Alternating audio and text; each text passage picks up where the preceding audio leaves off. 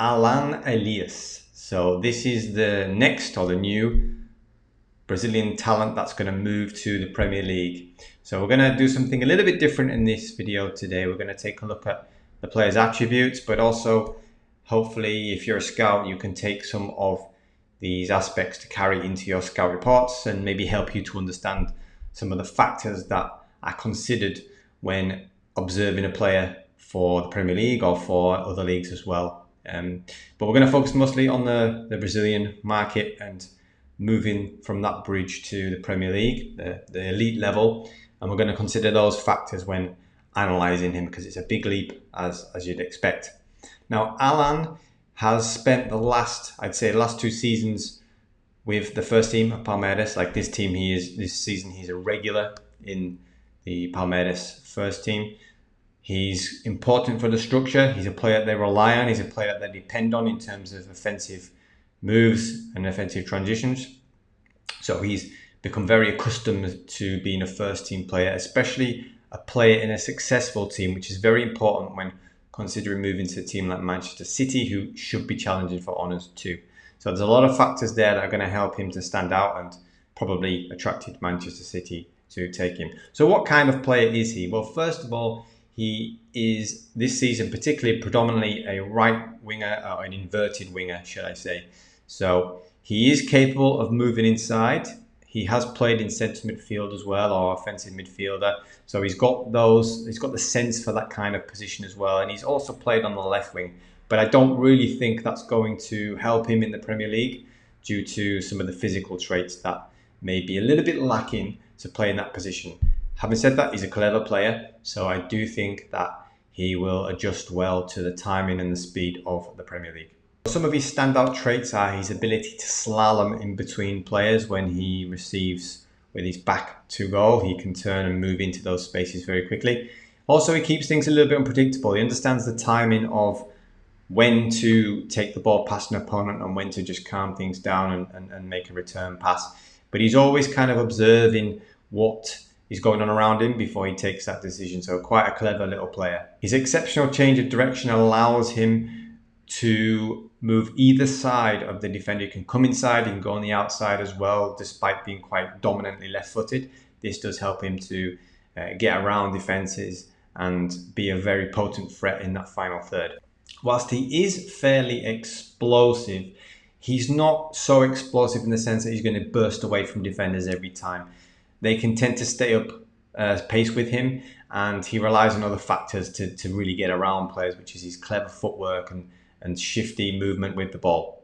He is capable of cutting inside and hitting curlers and pile drivers into that opposite end of the goal, but I wouldn't expect that too much of him right now because there are other factors that need to be considered, such as the Brasileirão sometimes can be a little bit open defensively, which allows offensive players to cut in a bit easier and hit those shots. So the Premier League is definitely going to be much tougher for him to do that. But like I said, clever player, so he might pick it up quite quickly. So I covered the game versus Vasco da Gama and I made some points and some notes and some clips from that. So one thing to note is that he doesn't stay static on the ball. Some wingers, sometimes when they receive the ball, they like to hold it up a little while, maybe goad the opposition to come to them, take many touches and then just pass the ball back because nothing's on. Allan tends to make decisions very quickly. So if he doesn't feel like that ability is to engage the defender quickly, he'll just pass it back and keep the ball moving. I think Manchester City, that's something that they will tend to like about him. He doesn't hold the ball up or hog the ball too much in those situations. He does tend to move it on very quickly. Having said that, when he slaloms, he does tend to hold the ball on a little bit too long. So, like I said before, he can engage the defender, come inside quickly, and then he's able to squeeze through spaces. However, I think he sometimes feels that the momentum's going right with him, so he hangs onto the ball a bit too long and he can lose the ball from these situations. But as a winger, he does keep things very unpredictable. He can come inside, he can hold onto the ball, absorb the pressure and the challenge, and then pass the ball back. He can also spin defenders and go out on the right-hand side. He's got a lot of really good qualities there that are going to help him in the Premier League. However, from standing 1v1s, he does lack a bit of power and upper body strength to really kind of force his way through. If you consider like Semenyo and Doku, they have a lot of qualities that allow them to force their way past fullbacks. So something Allan doesn't really possess yet. He relies more on his footwork and taking advantage of the space that appears as opposed to getting that contact. First, in possession, his off the ball movement. It's particularly good because he tends to hold the width a lot, gains good separation from that fullback. Now, when he's doing that, I do think he is doing it with a lot of thought because he's creating that angle to receive to give himself a little bit of time. Now, when things become a little bit tighter, he is also showing good instinct to keep a good distance from that fullback. Now, he's not somebody who's going to receive the ball and quickly go all the time. He does tend to drop off a little bit because he wants to work that space that's going to allow him just to gain a little advantage over the first couple of yards. So he's quite intentional and smart when doing that. So for Manchester City, a team who like to really stretch the opposition and maintain possession, I think he's going to do very well here because his movement is smart, it's intelligent. I think he'll pick things up very quickly. Working for a coach like Abel Ferreira, they need to be doing things from a tactical perspective. So I think Allan will adapt well to that.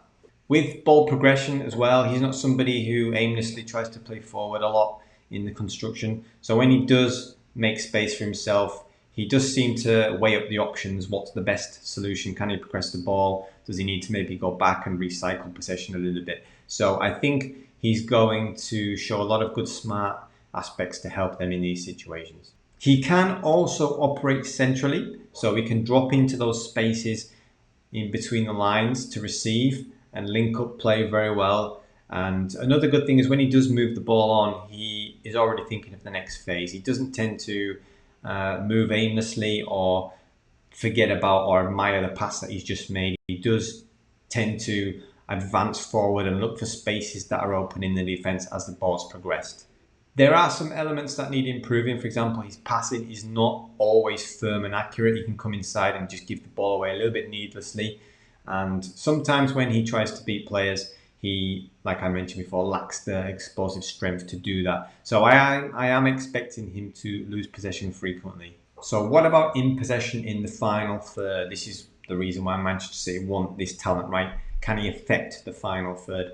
I think Allan's got some very, very good traits here that are going to really help Manchester City in the long term. Maybe in the short term, not so much, because I think he needs to potentially understand the rhythm and the speed and the power of the Premier League before he gets into a full effect. However, he can drop into spaces very well where he's able to use his clever feet and vision to link up and get into spaces where he can find the striker or players on running. So one factor that really is effective of him is his ability to go on the outside. He will not do this particularly with power from physical strength. However, when he's got a little bit of momentum or he's able to shift his feet quickly to deceive the defender, he can get around the back and deliver crosses with his weak foot. So it's a benefit for Manchester City that he can do that, as I expect Haaland to enjoy a player that can deliver crosses with the right foot from these situations. As I mentioned before, his vision. So Allan can drop a little bit and he can hold that width.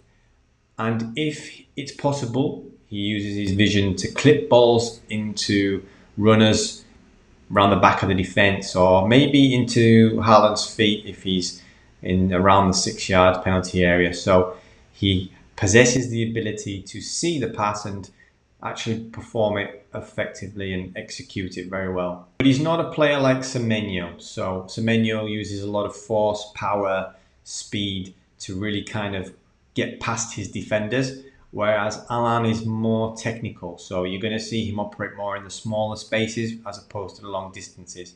This doesn't mean that he cannot go on long runs, but I think his end power is not quite there yet. So whereas Semenyo can probably smash the ball in from 20 yards after a 20-yard drive, Allan doesn't really possess that just yet. He's capable of burning around the player, but I think once the defence catches his level of speed, he's unable to kind of really get that finishing move.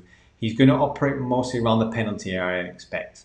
And as I mentioned before, his crossing ability is quite good, so he'll be able to perform in swingers from the right, which are going to be very useful to Haaland and such. I do think he's kind of replacing Savinho in some respects as that winger that's going to be in and out of the team, looking to kind of like beat players quickly and move the ball on. I think he's going to take that role, but he's a little bit behind Savinho in terms of his development, even though he's only 9 days younger. So that depends on how he adapts. He might adapt very quickly and then get to Savinho's level or beyond. It would just be interesting to see how he adapts to that, as he's not quite close to that level yet. And I say that because Savinho spent a year in La Liga and has already been in the Premier League for 2 years, so he's well adjusted to the speed and the tempo, and probably just doesn't have that final product yet. Allan's a little bit similar because he doesn't really have that consistency in terms of finishing, crossing, and those factors, which will probably come with a bit of time. Now, one factor that is very important for Brazilian players when they're coming into the European leagues, the top European leagues, is their defensive work. As we know, a lot of Brazilian players are incredibly talented, and things are improving in terms of the defensive side of things for them. And the added advantage for Allan is he worked under Abel Ferreira. So this is a coach who really prioritizes the tactical aspect. So he really demands defensive effort and seeing through with their defensive tasks. Now, Allan does that very well. So when he loses the ball, he tends to respond well to that. He doesn't kind of shirk any responsibility. He's quickly trying to get that ball back, as you'll see in some of these clips here.